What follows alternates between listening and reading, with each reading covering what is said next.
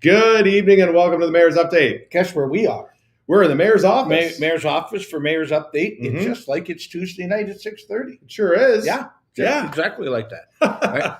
Santa comes once a year, gets all sorts of credit. You and I do it 52 times a year, and yeah, they don't talk about it. Same old. No, that's it. Yeah, I guess we need reindeer. Yeah, we do need reindeer. Actually, we should have the antlers. We have an elephant. I'll bring the antlers for the next one. All right, I'll put that down. I've got some wonderful antlers on the elephant. I like it. Okay, and the Christmas tree has all sorts of elephants on it outside the Mayor's office. It sure does. And did you notice? It talks. Did you notice the one with the red nose?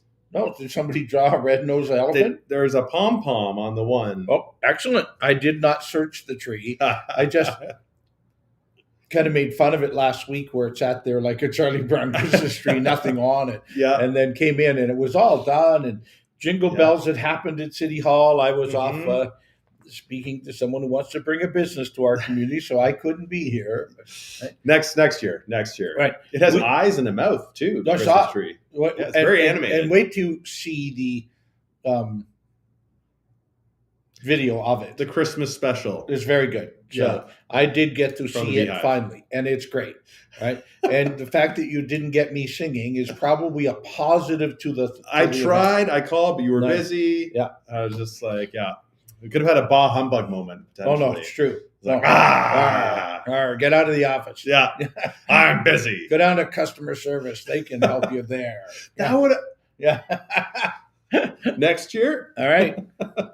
So we got a bunch of stuff we can talk about tonight. Much. We passed we had the agenda from last night. Part of it was passing the budget through its final stages. Yep. Not much changed last night. We took a little away from how much of the Emsley Field grandstand will get done. Okay. So some of that money allowed us to do some other things like a beach volleyball court at Pinafore Park. Beach volleyball? Yeah. That's kind of exciting. No, I think so too. Huh. Yeah.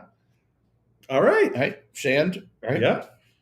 And some other stuff like putting a sunshade up at JC Pool, moving the pavilion at One Password so it's a better shade facility closer to people. I heard about that. So you're going to take the pavilion where it is now and you're going to pop it over by like the splash. It's going to cost us a little to move it, but move it to where people can sit in the shade while their kids are in the splash pad and such. Sure. I think that's great. Right, I move it. Right idea. All right. You want to do last night's agenda first, or you want to do community events, or mix and match? Mix and match. Let's get into the agenda and then go to the budget. And okay.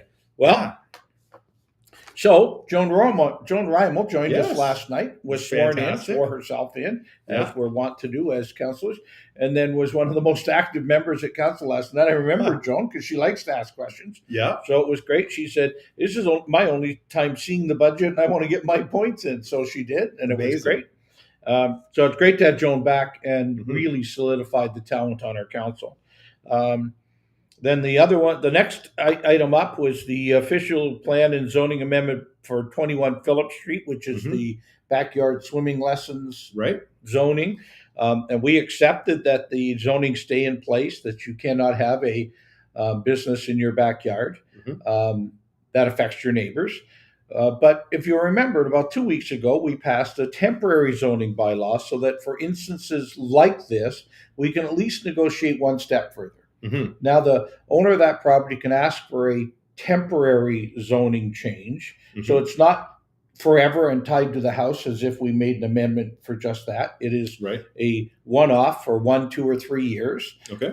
And it can have other inclusions in it. So we'll wait for the owner of the property to come forward and ask for those exclusions, and then it will come back to council. Very good. Zoning bylaw on 13, I think, townhouse units at 743954 Southdale Line. The reason it had to come back to us again to change shape just slightly. It's a real infill project on a piece of property that's kind of landlocked except for an exit on the Southdale Line. So it will be with an internal driveway and such, but really nice looking set of townhomes. So we said yes to that. We sold off a piece of 52 Moore Street. It's a little triangle piece back behind an existing business. Somebody else is trying to I think, move into that business, needs the whole piece. There's a little triangle. We said, let's work a deal. Yes is the answer. Let's see what we can do to make it so that it can be part of yours instead of you renting a little piece from the city and owning the rest. Right. Makes sense. Yeah. And then we gave the fire chief permission last night to do a technical rope rescue training. Okay. Right? And I'm not sure why we had to tell the fire chief it's okay to rescue people with ropes, but apparently we did. So we did. Oh. Right? And I teased him about it a little bit too. Yeah. I said, here we are. Lassoing the people? Well, it's using ropes for rappelling, and it's about gentler slopes and stuff, not rappelling like right off a cliff or rock climbing or something. Okay. Right? My understanding it is. All right. Oh, then we had a conversation about the roundabout design at Ron McNeil and Electric Avenue. Yes. Right. And what was the discussion around that? It's already done for the most part, isn't it? Right. But some people come forward and said it's really hard to take a large combine through there or a large truck. Yeah. Justin Lawrence, our industrial development chair, showed us how there's enough width there to take a 60-foot transport and a combine through there. So we'll leave it as it is for now. We may move a sign, but other than that, the roundabout and there is some talk about why the roundabout has such an S curve getting to it. Yeah. Because we had to build the roundabout all on city property once we took over Ron McNeil line. So we didn't go into farmers' fields and take up farmland to build our roundabout because we keep hearing that one. Right. Quit using up farmland. So we didn't, and that made the roundabout a little tighter, but it made it fit in the city of St. Thomas on land we already owned. Okay. So that was that one. Waterworks Park. Yes. The dam inspection report. How did that go? Well, dam. That's dam with only a D-A-M. Yeah. Right? Yeah. But I made the joke about the dam report. And it tells us how much longer that the old dam that is there, that was originally built to stop water so that St. Thomas could use that area to pump water from, to get its water supply from. Yeah. Well, since we now have the Lake Erie pipeline and stuff, the function of that dam truly is simply to make the pond deep enough so the lily pads will survive. Love the lily pads. Right. So we said, well, by your dam report, how long will it last? Yeah. Could be forever, could be a shorter time. I said, well, that doesn't necessarily help us. I know I've seen a lot of comments on social media about people that are concerned that it's not going to last another week. Well, it's well year. beyond that, I believe, Yeah. right? And there's no danger if the dam is breached. It's already somewhat breached. It leaks because of some cracks in it and stuff. But all that does is add to the flow of Kettle Creek further south. Right? So last night we accepted the report, said thank you very much. There's 2 or 3 choices in there about taking the dam out, refurbishing the dam, or putting a new one in. But by the dam report, it was suggested nothing has to happen in 2026. So we have some other reports coming as to what will the wastewater treatment plant's additional flow into Kettle Creek do at that spot. And that may just provide us enough water for the lily pads and stuff too. But I'll let engineers decide those things more than me. So that we accepted the report. Then we had 2 great industrial development updates from Justin on what's happening on the Yarmouth Yards and where the rail is, where the roads are, where the all of the things that are happening out there, and all on schedule or just it's all done by green, yellow, and red. There was no red on the whole sheet, a little bit of yellow depending on how late some project might finish, but all within the scope of being able to do it. So, and then we our 2026 contract with Arcadis, who's been doing most of the big work out there, the big design work, was signed up too. So we're done with that, and we'll do some others. But let's talk more about what else is happening in town. Yeah, we've got a question about the snowplows. Questions, right? Go It's, how do snowplows clean those smaller roundabouts? A lot of talent? We've had cul-de-sacs in this community that are smaller than those roundabouts forever. So they simply go around in a circle and pile the snow into the middle or to the outside, right? And then if it's, they make sure they don't block the exit roads. But our snowplow drivers, when international prizes. So we know no worries in getting the snow plowed in St. Thomas. Yeah. Right. Remember, that piece of that road is a 60-kilometer speed limit. Right. But we haven't yet convinced the county that the rest of Ron McNeil should slow down a little bit more, maybe not have accidents. But there have been a lot of OPPs staked out along I saw Ron that. McNeil I saw that over the past month. Yeah. They're always like, luckily I'm not a big speeder, so no, but when there's one or two OPP assigned to Elgin County, the fact that one of them sitting on Ron McNeil 9 is incredible. Anyway, here's some neat stuff coming up. Is there any other question? Nope. Okay. The Royal Canadian Legion is having a karaoke party on December 11th, 6 to 9. For those that love, you don't have to sing, but you can. Santa's Wee Mailroom, Saturday, December 13th, so this coming Saturday, 10 till noon at 32 Rossthorne Court. Take a picture with Santa, have a cup of hot chocolate, bring some non-perishable food as the way to get there. The Railway Museum fundraiser, December 11th. That's Thursday night, 7 p.m. concert with Joe Doherty. And it's a fundraiser for the Elgin County Museum. And you already know that the great Christmas tree displays are going on. So, you know, if the singing isn't for you, wander around, look at Christmas trees. You can do it. Hey, there's a grade 8 graduation fundraiser at the St. Thomas Walmart on Saturday, the 13th and the 14th. So Saturday and Sunday, I guess. 10 to 4, they will wrap anything for you so you don't have to. I love it. Right? Well, you know, I've seen, grade 8s rapping. I hope they have a sing-along to it. Oh, no, rapping. Yeah.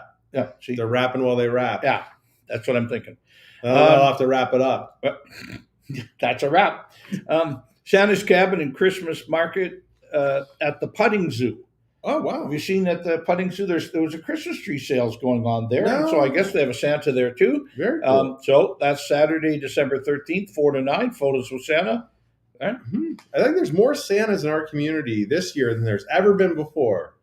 It's just like attracting foreign investment. We've attracted Santas from all over, right? And Santa's helpers from all over to come here. So we had a Santa downtown, and someone asked me, like, is he local? And I said, yeah, he's from the North Pole. But when it gets to be warm out and he wants to put on his flowered shirt and Speedo, he hangs out here or Port Stanley. So, yeah. Santa's Cabin and Christmas, or the Putting Zoo, Scrooged, a Christmas haunt experience at Dotsy's Entertainment. December 19th, 6 to 9 p.m. And PSTR, the Port Stanley Terminal Rail, Santa Treats train rides, 11 a.m. to 3 p.m. Is that for puppies? Santa Treats? Santa Treats? No, I think these are for people, for children of all ages, I think. Right. 11 to 3. I'm taking it that's on weekend runs of the Port Stanley, right?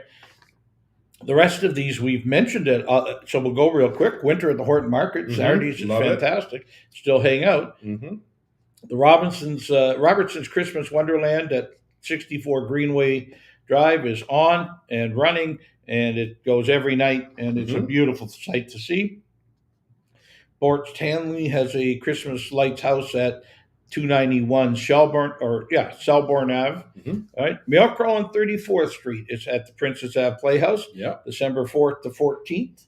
So it's got a long run and it's going. The Railway Museum Christmas tree event. Of course, we've already talked about it. We'll continue to talk about what a great time it is, and we keep getting lots of compliments and visitors from out of town who are sharing with us what a great time it was. There were people in for the hockey tournament at the Joe on the weekend, and when we were doing Downtown Santa with the Downtown Development Board and running up and down buying people's purchases, handing out candy canes, they were talking about how awesome it was. Right. So and how awesome our downtown was. Well, go home and tell your friends at home to come to St. Thomas and do your shopping. It's all local. People from London and Windsor were both complimenting us on our downtown. Perfect. Well, they both wish they had a downtown as good as ours.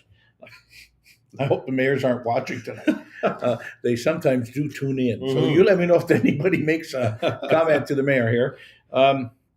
Jolly Market, December 13th at 10 a.m. at the Joe Thornton Community Center. I love this one. Merry Moosmas, Friday, December 12th, coming up this Friday, 5 p.m. at Misty Glen. And hope they got some cheese curds. I heard they've got eggnog now. They're special, seasonal. everything to do with cows Mhm. and dairy. So perfect. All right, let's move along. Yes. Rough Day Lunch Party, Saturday, January Mhm. 17th. That's the Railway City Brewing Company. And proceeds from the event and the sales of the signature beer can will support the city's new animal shelter. Mhm. So that's coming up. Love Don't forget Snow Angels. Mhm. Right now, we've had a little interest because we've had been a couple interviews. I think I have another one tomorrow morning, also from different media around us, Mhm. talking about how neat it is that St. Thomas runs a program like Snow Angels. You know, you can do it on your own in whatever community you live in. Yeah. But here, if you go through the mayor's office, that's 519-631-1680, extension 4196. You'll get Jennifer, and she'll sign you up as a volunteer to be a snow angel. Or if you're in need of a snow angel, Mhm. and it did snow today, so there may be some people tomorrow that Mhm. need this help, call that number and ask for Jennifer. And we need as many of these as we can. I think I said, well, it's a little bit more than a handful of people we still need as snow angels, but some Mhm. people are still taking on multiple houses. So the Mhm. more we get, the less work it is for the people who are acting as snow angels or the families that are Mhm. acting as snow angels. So please give us a shot and give us a hand. Perfect. All right, so we had some questions coming around the budget. Go. It's going to be a little bit higher this year, and people are wondering why. What's making it higher? Why is it this year that it has to go higher? Well, it's because federally and provincially you can run a deficit, but municipalities must balance their budget based on what we project coming in from income versus what we have to spend. In a great conversation with the police chief, who we hope to have on tonight, but we didn't. We increased the police budget probably the most of anything in the budget this year, and that caused us to see a couple points higher than what we've averaged. Mhm. Look, we've averaged just around 3% in the 7 years of this council, Mhm. basically. And so to see this one just a touch higher, we're calling it a public safety, an increase to police and an increase to fire, Mhm. and supporting them as the city grows. We have to show our support to those services, and including more community officers downtown. Yeah. So, look, we do we wish? No, I don't think I ever wished for a zero budget. That means, well, it means that we're not keeping ahead. We're not doing the things communities have to do, like you know, the backstop or the grandstand at Emsley Field, or the other stuff that we talked about, volleyball courts and other things. So you know, you're going to see little bits come in. And we talked last night about where we would find some more trail money, because there's a couple more trails we want to connect this year. And we believe that we can do it through Parks and Rec and through some of the little bit of surplus we have by not doing as big a job in 2026 on Emsley Field. So right. And a lot of people they wonder, you know, why do taxes have to continually go up by percentages? What's the rationale behind that? Well, did your grocery bill go up this year? Sure did. Yep. Well, it did for every employee of the city too. And so when we negotiate contracts, they would all like to get a small percentage of an increase. And so when that happens, that's got to come from somewhere. And so, as I said, if you got zero, you're losing. So if we had 2, 3, or 4%, we might be breaking even on some of those. Yeah. But with a larger expenditure on public safety in the police and in the fire, then we're at where we're at. And you know, it's our job to kind of make those decisions as to, well, that needs to be done this year so it's ready for next year. A lot of conversation about, well, that's all a big expense because of Yarmouth Yards. Almost none of our tax dollars are being spent in Yarmouth Yards. Roads, rails, or the rest. It's a fair bit of provincial infrastructure money and federal infrastructure money. As we move forward on the wastewater treatment plant, then we may have some more, but we're certainly asking every level of government to also pitch in on that one and give St. Thomas a great head start on building, you know, the best facility it can. No. So the answer is no. It is not an industrial-based cost or taxes. I think I mentioned in an interview with one of the media outlets that we're still waiting a couple of years before we start to see the taxes that we will collect from those industries that we've put there. That will be great in a couple of years, 2, 3, or 4 years, as we start to gain revenue because of them. But we're not costing ourselves money at the meantime, getting ready for them. Right. And the wastewater treatment plant, that looks to wrap up around 2027. Is that right? No, it's more 28 or 29, early in 29 or late in 28. So, okay. Right. But we have capacity at the Bush Line plant. And that's why you see us as we're doing certain road projects. Even this year, there's a trunk sewer project along First Talbot Street between First and Fairview. But that is to connect us better to the new plant and allow us to get wastewater to the old plant in the interim. Mm-hmm. Yeah, and the Woodworth Ave project is going to be upgraded. So the Woodworth pumping station. It's a huge pumping station. And you'd be surprised how big a pump has to be. I think you've been down in that hole or out there. Yeah. Right? So, yeah. That's, their comparison in terms of the amount of water that it's going to be able to run is thinking about like 500 2-liter pop bottles all flowing at once. All at once.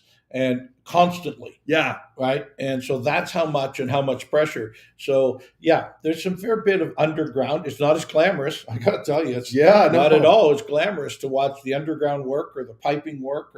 But when we add good new pavement, good new curbs, and good new sidewalks to each of those projects on top of them. I just came by the Fairview Talbot corner on my way here tonight.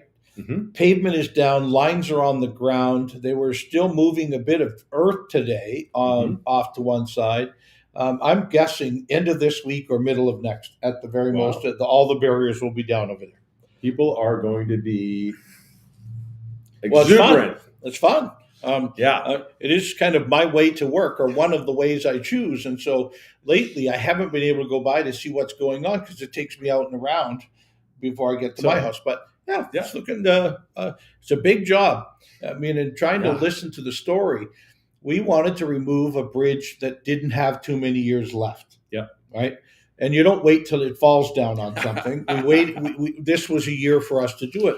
When we went to take the old bridge up, we found another old bridge underneath it, which really slowed the process down. And we'll be done with a nice walkway under the bridge, great pavement on top, far better sight lines at the Talbot, Fairview, and Burwell corner. So happy to see it finally done, smiling about it.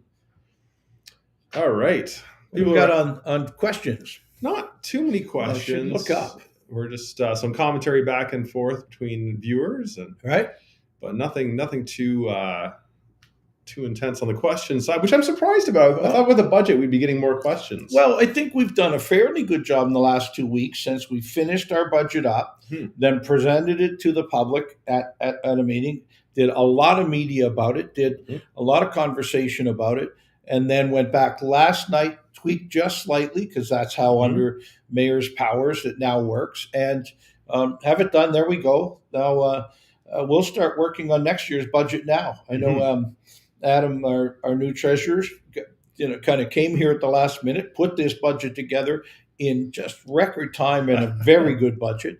And so now he gets to spend a whole year now looking at his next one. Right? We've got a few more things still to do on it. There's a few community grants. We talk about the Senior Center, Arts Center, Cemetery, and Ignite that get a fairly large grant from the council. And this year, I mean, they're in the budget, but we're asking them for some more information about what do they use the grant for? Should the city be the ones granting it? What does your financial statements look like, and how can we help? How can we be part of it? So there's still some work to be done over time, but we've put the budget in there so we know it's there as we say yes. Very good. Oh, a couple more things off the agenda from last night is Optimist Day, February 5th. Will be a flag raising, a proclamation and flag raising on behalf of the Optimist Club. They do such a great job in our city, including the Santa Claus Parade, but so many other things. Oktoberfest, and Canada Day, they're at all of the things. Right? Catfish Creek sent us a letter, as did Kettle Creek, about the changes the provinces is suggesting on conservation authorities. There's some consultations happening right now, and I think there's something happening in London in a consultation this week. And then so they send it to us to see if we want to do a similar one. We have a motion before council for next week as to whether we will do that or not, but that's up to council. The city of Brantford asked for a professional activity day on municipal election day. And I never thought of it that way, but so if kids weren't in school, right? Or a province-wide professional activity day in schools on the date of election is what it says. So maybe that's a whole day to teach about elections. Very cool. I think that's not a bad idea. So that's October 26th of 2006. Right? And that is everything that happened at last night's council meeting. It was a pretty involved council meeting. No, it was good. It was our average 1 hour long. And we tend to be fairly efficient about big jobs and little jobs and getting everything done that needs to be done in our community. So. Yeah. We've got our downtown development board meeting tomorrow morning. And I am not able to be there. I have I have some blood tests I have to do, and I had to book it at that time. So I have no report, so I can say report. So I'll pass it on to the board report tomorrow. Right. Okay. Downtown is doing great, and I've been spending a lot more time end to end in downtown. Honestly, I was with Dave Thompson and of course Santa Claus and the fire Susan from the St. Thomas Fire Department. That's right. For the downtown Santa. And just popping into all the stores, it is so vibrant. And that's where I ran into the people, and they were talking about how much they love our downtown. Well, and they couldn't believe it. They were so surprised that St. Thomas had such a vibrant downtown with so many great shops. Well, it's getting fuller, and there's way less stores you walk by now. Right. And even some of the ones that are currently empty that you're walking by are now being remodeled. We know what the old Baskins Fabrics got some work going on in it. And a number of other stores with new apartments above.